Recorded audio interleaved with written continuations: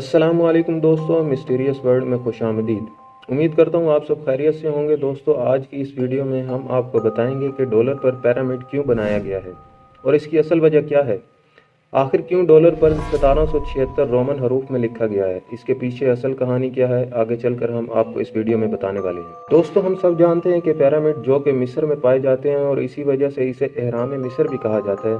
नाजरीन, हम में से बहुत कम लोग जानते हैं कि ये पिरामिड इंसानों ने बनाए हैं। अलबत्ता इन पिरामिड्स में से कुछ पिरामिड्स इतने बड़े हैं कि अभी तक साइंस की मदद से भी पता न चल सका कि ये कैसे वजूद में आए हैं। साइंस इसीलिए इसका पता न लगा सकी क्योंकि जिन पत्थरों से पिरामिड्स बनाए गए हैं उस एक पत्थर का वजन तकरीबन 2.5 टन तक था, जिसका वजन अगर किलोग्राम के हिसाब से किया जाए तो तकरीबन 2268 किलो बनता है और इसकी हाइट 139 मीटर तक है। नाजरीन, पिरामिड इस जमीन पर कब से मौजूद हैं ये कोई नहीं जानता, लेकिन इनमें से बहुत से पिरामिड्स ऐसे हैं जो इंसानों ने खुद बनाए हैं। नाजरीन, जमीन पर तकरीबन 200 के करीब पिरामिड्स मौजूद हैं, जिनमें से 80 पिरामिड्स कुशैत के दौर में बनाए गए हैं, जिसे किंगडम ऑफ कश भी कहा जाता है। ये किंगडम 1400 साल से भी पहले इस जमीन पर मौजूद था, लेकिन इसके वजूद का इल्म किसी को भी नहीं था। ये लोग मिस्र के पास ही दरियाए नील के साथ रहते थे। इस कौम के वजूद का इल्म दुनिया को तब हुआ जब इनके हाथ सोने के ज़खायर लगे और देखते ही देखते ये मालदार होने लगे और ये इतने मालदार हो गए कि इनकी असल पहचान ही इनके माल और सोने के ज़खायर से होने लगी। नाजरीन, किंगडम ऑफ कश बहुत थोड़े से लोगों पर मुश्तमिल था,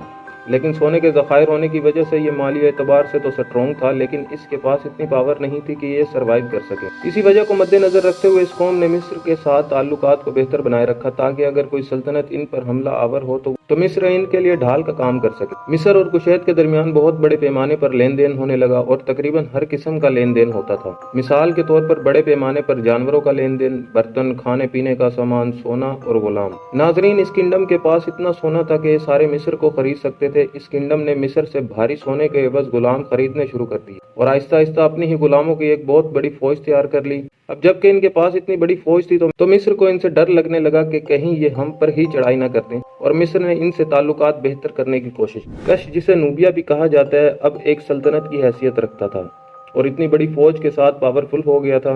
नूबिया यानी किंगडम ऑफ कश ने 727 में मिस्र पर हमला करके पूरे मिस्र पर कब्जा जमा लिया। मिस्र के पास रूमी सिपाही जो कि गुलाम की सूरत में मौजूद थे, कुशैत अंपायर के पास आ गए। कुशैत के लोग ना तो मुसलमान थे और ना ही किसी और खुदा को मानते थे। शुरू में तो ये मुख्तलिफ किस्म के खुदा बनाकर इसकी पूजा करते थे, लेकिन वक्त गुजरने के साथ साथ इनका जो सरदार था, जो हैसियत में इन सबसे बड़ा था, खुद को खुदा मनवाने लगा, जिसका नाम अमुन-रा था, जो बिल्कुल फिरौन की तरह था। उसी की तरह खुदाई का दावेदार बन गया। आपको इस पर बनी हुई मूवीज भी देखने को मिल जाएंगी। नाजरीन, इस कौम ने तकरीबन 400 साल मिस्र पर हुकूमत की। अमुन-रा के बाद बहुत से बादशाह है, लेकिन पूजा ये सिर्फ अमुन-रा की करने लगे। ये कौम बिल्कुल अयाश थी और इनकी पूरी फौज गुलामों पर मुश्तमिल थी। अमुन-रा जब मरा तो इन्होंने उसकी कब्र बनाने की बजाय उसे एक ताबूत में बंद कर दिया और उस ताबूत को जमीन में दफन करके उसके ऊपर पिरामिड बना दिया। असल में इन्होंने इन पिरामिड्स की नकल की जो मिस्र में पहले से मौजूद थे। जब इस कौम का कोई सरबराह मर जाता था तो ये लोग उसे उसके माल यानी सोने के साथ ताबूत में बंद करके पिरामिड की शक्ल में बना देते थे और ये पिरामिड ये अपने उन गुलामों से बनवाते थे जो इन्होंने मिस्र से हासिल किए थे। रूमी सल्तनत चाह कर भी इनका मुकाबला नहीं कर सकती थी, क्योंकि कश एम्पायर के सारे सिपाही रूमी जंगजू ही थे जो उनकी गुलामी कर रहे थे। उनसे मुकाबले का मतलब अपने फौजी खुद अपने हाथों से मारना था और रूमियों के पास इतना सोना नहीं था कि वो उन गुलामों को छुड़वा सकें, यानी कश एम्पायर अपनी मनमानी करने लगा था। नाजरीन, मैं आपको बता चुका हूँ कि पिरामिड्स में जो पत्थर लगाए गए हैं उस एक पत्थर का वजन तकरीबन 2.5 टन था। जहाँ ये पिरामिड्स बनाए गए हैं वहाँ दूर दूर तक पहाड़ों के कोई असरात नहीं मिलते, इसलिए पत्थरों के ये टुकड़े मिस्र से लाए जाते थे। मिस्र से सूडान का सफर तकरीबन 1552 किलोमीटर बनता है और ये भारी भरकम पत्थर हाथियों की मदद से और बड़े बड़े जानवरों की मदद से लेकर आते थे। इन पत्थरों को तोड़कर मखसूस शक्ल में तब्दील किया जाता था और मिस्र से सूडान लाया जाता था। ये काम मुसलसल कई सालों तक जारी रहता था और जब पिरामिड बनाया जाता था तो इसे बनाने में हजारों रूमी गुलाम मरते थे। पिरामिड्स देख कर लगता है कि आज के जदीद दौर में ये काम मशीनरी के जरिए भी बहुत मुश्किल है, क्योंकि टेक्नोलॉजी के बावजूद ये काम मुशक्कत वाला काम है। नाजरीन, उस दौर में ना कोई टेक्नोलॉजी थी। हजारों गुलाम कई सालों तक मुशक्कत करते थे जब जाकर एक पिरामिड बनता था। रूमी दिल ही दिल में इस सल्तनत का खात्मा करना चाहते थे, लेकिन अकेले वो कुछ नहीं कर सकते थे। रूमियों को जब अंदाजा हो गया कि वो उनका कुछ नहीं बिगाड़ सकते तो उन्होंने फैसला किया कि जो जुल्म उनके साथ हो रहा है वो दुनिया के सामने लाएंगे, ताकि बगैर लड़ाई के वो मुआहिदा करके अपने सिपाही वापस ले लें। नाजरीन, उस वक्त अमेरिका वजूद में नहीं आया था, लेकिन नॉर्थ में हलचल थी। सबसे पहले नॉर्थ से लोगों ने इसके खिलाफ आवाज उठाई। नॉर्थ में छोटी छोटी कॉलोनीज मौजूद थी جن کو اکٹھا کیا گیا اور دنیا کے سامنے لایا گیا۔ مسلسل کوششوں کے بعد بھی نارتھ کی بات سننے کے لیے کوئی بھی تیار نہ تھا۔ اصل میں نارتھ نے جو دنیا سے مطالبات کیے تھے، یعنی کہ ظلم کے خلاف آواز اٹھائی تھی، وہ ظلم کبھی ان کے ساتھ ہوا ہی نہیں تھا۔ جب نارتھ کو معلوم ہو گیا کہ اب ان کا مقصد پورا نہیں ہوگا تو انہوں نے نارتھ ویسٹ یعنی رومیوں کے پاس جانے کا فیصلہ کیا۔ رومیوں کے پاس اس وقت طاقت تھی کہ وہ ان کے مطالبات پورے کر سکے، لیکن رومیوں نے مطالبات ماننے کے لیے معاہدہ کیا جس میں نارتھ نے رومیوں کے ساتھ مل کر کش امپائر کا مقابلہ کرنا تھا۔ اس معاہدے کی خبر کسی کو نہیں ہونے دی گئی۔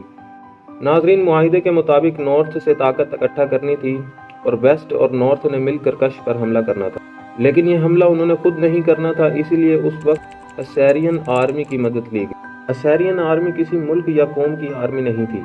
اس آرمی کو اسپیشل اور دنیا کی نظروں سے ایک الگ آرمی بنایا گیا، لیکن حقیقت میں یہ نارتھ اور روم کی چال تھی۔ یہ آرمی نارتھ اور روم نے مل کر بنائی اور یہ اتنی خفیہ طریقے سے بنائی کہ کسی کو اس کی کانوں کان خبر نہیں ہوئی۔ اس آرمی کو ایسے دکھایا گیا تھا جیسے اس کا کسی ملک یا قوم سے کوئی تعلق نہیں اور یہ آرمی خود مختار ہے۔ ناظرین، اس آرمی کو ٹیکنالوجی کے ذریعے اتنا مضبوط بنایا گیا تھا کہ کش امپائر کو ہرانا آسان ہو گیا تھا۔ ناظرین، کش امپائر 1070 میں دنیا میں قائم ہوا۔ ٹھیک 300 سال بعد اسیرین آرمی وجود میں آئی اور مسلسل 2 صدیوں کی محنت کے بعد ایک ایسی آرمی تیار کر لی گئی جو کش کو ہرا سکے۔ یہ آرمی اسی لیے خفیہ تیار کی گئی تھی تاکہ کش رومن کو بلیک میل نہ کر سکیں۔ 15ویں صدی میں اس آرمی نے کش پر حملہ کیا اور آسانی سے انہیں شکست دے دی۔ اس جنگ کے بعد رومیوں اور نارتھ کو بہت سارا مال غنیمت کے طور پر ملا۔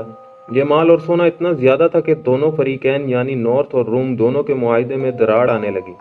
دراصل روم سارا مال خود ہڑپ کرنا چاہتا تھا، لیکن جس آرمی کی مدد سے یہ مال اور سونا حاصل کیا گیا تھا وہ نارتھ کی تھی، اور نارتھ برابر کا حصہ مانگ رہا تھا، اور وہ حصہ اتنا بڑا اور زیادہ تھا کہ نارتھ اس سونے اور فوج کے ساتھ روم کو بھی شکست دے سکتا تھا۔ رومی اسی بات سے خوف زدہ تھے کہ نارتھ بغاوت کر کے ان کے خلاف نہ ہو جائے، اس لیے انہیں سونا نہیں دیا جا رہا تھا۔ ادھر سے نارتھ کو بھی اندازہ ہو گیا تھا کہ وہ ایک طاقتور ریاست بن سکتا ہے۔ جب دونوں فریقین کو اندازہ ہو گیا کہ دونوں ایک دوسرے کے خلاف نہیں جا سکتے تو دونوں نے معاہدہ کر لیا کہ دونوں کبھی ایک دوسرے کے خلاف نہیں جائیں گے۔ یہ معاہدہ 100 سال سے بھی زیادہ چلا۔ روم کو نارتھ کی بنائی گئی فوج سے خطرہ ہمیشہ سے تھا۔ اسی خطرے کو مد نظر رکھتے ہوئے انہوں نے نارتھ میں بغاوت اور پھوٹ ڈالنے کی کوششیں شروع کر دیں۔ ناظرین، روم نارتھ کے لوگوں میں تو بغاوت اور پھوٹ ڈال نہ سکا، البتہ انہوں نے نارتھ کی فوج میں پھوٹ ڈال دی، اور دیکھتے ہی دیکھتے نارتھ کی فوج مختلف حصوں میں تقسیم ہو گئی اور رومیوں نے 16ویں صدی میں انہیں آسانی سے شکست دے دی۔ اب نارتھ کے پاس رونے دھونے کے علاوہ کچھ نہ بچا اور انہوں نے دنیا کے سامنے گڑ گڑانا شروع کر دیا اور انسانی حقوق کی تنظیمیں بنانا شروع کر دی اور دنیا میں ان تنظیموں کو پھیلانا شروع کر دیا۔ یہ دنیا کے ہر اس پلیٹ فارم پر گئے جہاں ان کی بات سنی جا سکتی تھی۔ آخرکار بڑی جدوجہد کے بعد 17ویں صدی میں ان کی آواز کو ترجیح ملنے لگی اور بڑی چالاکی سے معصوم بن کر مظلوم بن کر انہوں نے دنیا کو بتایا کہ ان کے ساتھ ہی نہیں بلکہ تمام انسانوں کے ساتھ بہت ظلم ہو رہا ہے۔ ناظرین، یہ دنیا کی نظر میں اتنے مظلوم بن گئے کہ ہر کسی کو ان پر ترس آنے لگا اور کافی ہاتھ پاؤں مارنے کے بعد 7 جون 1776 کو بل پاس ہوا اور نارتھ کو انڈیپینڈنٹ کر دیا گیا، جس کے بعد امریکہ وجود میں آیا، جسے نارتھ امریکہ بھی کہتے ہیں۔ ناظرین، امریکہ کے وجود میں آنے کے بعد بھی انہیں ڈر تھا کہ کہیں دوبارہ ان پر حملہ نہ ہو جائے، انہیں ختم کر دیا جائے گا، اس لیے امریکہ نے بڑی سوچ سمجھ کر مختلف تنظیمیں بنا دی جس میں انسانی حقوق کی بات کی جانے لگی۔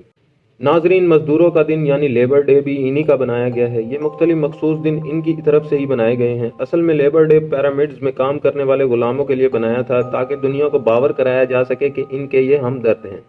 ناظرین، جب امریکہ وجود میں آیا تو اس کی کرنسی بنائی گئی، تو ڈالر پر پیرامڈ بھی اسی لیے بنایا گیا تاکہ لوگ ان کو رحم دل سمجھے اور ان کے ساتھ پیار سے ڈیل کریں۔ ڈالر پر 1776 رومن میں اسی لیے لکھا گیا ہے تاکہ رومی بھی ان کی اس چال میں پھنس جائیں کہ یہ لوگ بہت رحم دل ہیں، لیکن ساتھ ساتھ ڈالر پر ایک آنکھ بھی بنائی گئی ہے۔ اس کا کیا مطلب ہے؟ ناظرین، جب امریکہ کو یقین تھا کہ وہ لڑائی کر کے کسی سے نہیں جیت سکتے تو انہوں نے لڑائی کی جگہ سب سے صلح کر لی، لیکن ان کو خوف تھا کہ ان کی یہ چال، یہ 2 نمبری جس دن دنیا کے سامنے آئی، یہ فنا ہو جائیں گے۔ اس وقت رچرڈ ہنری لی نے بڑی چالاکی سے ایک تنظیم بنائی جسے دنیا سے چھپا کر رکھا گیا۔ اس تنظیم کا خفیہ کام تھا۔ اس تنظیم کا کام دوسری سلطنت میں بغاوت کروانا تھا اور پھر ہمدردی کے نام پر ان کی مدد کرنا تھا۔ اس تنظیم میں صرف پولیٹیشینز، بزنس مین اور مشہور و معروف شخصیات کو ملایا گیا۔ امریکہ کے پاس دولت تو تھی لیکن فوج اور اسلحہ اتنا نہیں تھا کہ وہ کسی کا مقابلہ کر سکیں، اسی لیے ایلومیناٹی نے لوگوں کو خریدا اور ان سے اپنی مرضی کا کام کروایا۔ یہ آنکھ جو ڈالر پر بنی ہوئی ہے، یہ اسی بات کی نشاندہی کرتی ہے کہ اس دنیا میں جو ریاست جو کوئی بھی کام کر رہی ہے، خواہ ان کے خلاف ہو یا ان کے ساتھ، وہ ہر چیز پر نظر رکھے ہوئے، اور اسی لیے جو دنیا میں آج لین دین کے لیے ڈالر استعمال ہوتا ہے، حالانکہ دنیا میں اس سے مہنگی کرنسی بھی موجود ہے۔ ناظرین، الومناٹی کام کیسے کرتی ہے اور یہ کیسے اپنے دشمنوں کو جن سے انہیں خطرہ ہوتا ہے ان کی ہمدرد بن کر انہی کے لیے سردرد بن جاتی ہے، اور کیسے الومناٹی دنیا کو کنٹرول کر رہی ہے، ہم انشاءاللہ آپ کو اگلی ویڈیو میں بتائیں گے۔ تب تک کے لیے اتنا ہی، اپنا خیال رکھیے گا، اپنے اس چینل کا بھی۔ اللہ حافظ۔